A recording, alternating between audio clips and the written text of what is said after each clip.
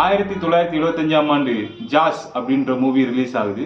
அந்த movie release ஆனதுல இருந்து sharks அப்படின்னு சொன்னதும் நம்ம எல்லாருமே இன்னும் நடுங்கிட்டே இருப்போம்.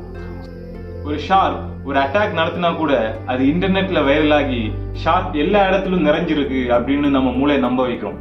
ஆனா ஃபேக்ட்ஸ் என்னன்னா, மாடு, வெண்டிங் மெஷின் இவங்களால ஏற்படுகிற உயிரிழப்புகள் சுறாக்களை விட அதிகம். அப்புறம் நம்ம ஏன் இவ்வளவு பயப்படுறோம்? ஸோ இதுக்கு தான் அவைலபிலிட்டி ஹியூரியாஸ்டிக் அப்படின்ற ஒரு பேர் இருக்கு. அதாவது ஒரு இன்சிடென்ட்ஸ் எவ்வளோ ஈஸியாக நம்ம மைண்டுக்கு வருதோ அதை வச்சு தான் அதோட பாசிபிலிட்டிஸை நம்ம மூளை கணிக்குது. ஸோ ஷார்க் அட்டாக்ஸ், அப்புறம் பிளேன் ஆக்சிடென்ட்ஸ், ஸோ இதெல்லாம் ரொம்ப எக்ஸைட்டடாக இருக்கிறதுனால நம்ம மனசில் அது ஆழமாக பதிஞ்சிருக்கு. ஸோ இது மாதிரியான ரேர் இன்சிடென்ட்ஸ் கூட அடிக்கடி நடக்கிறது தான் அப்படின்ட்டு நம்ம மூளையை நம்ப வைக்கும். மீடியாஸ் இதை அவங்களுக்கு சாதகமாக யூஸ் பண்ணிட்டு இருக்காங்க. ஏன்னா பரபரப்பான செய்திகள் மட்டும்தான் அதிக கவனம் பெறும் அப்படின்றதுக்காக. ஃபார் எக்ஸாம்பிள், நீங்கள் பிளேன் ஆக்சிடென்ட்ல சாகிறத காட்டிலும் ஏர்போர்ட் போகிற வழியில் கார் ஆக்சிடென்ட்ல சாகிறதுக்கான வாய்ப்பு 100 மடங்கு அதிகம். அதே மாதிரி டெரரிசம். ஸோ தீவிரவாதத்தால சாகிறத விட ஹார்ட் டிசீஸால சாகிறதுக்கான வாய்ப்பு 700 மடங்கு அதிகம். ஸோ நம்ம மைண்ட்ல இருக்கிற எல்லாமே அடிக்கடி நடக்கிறது இல்லை.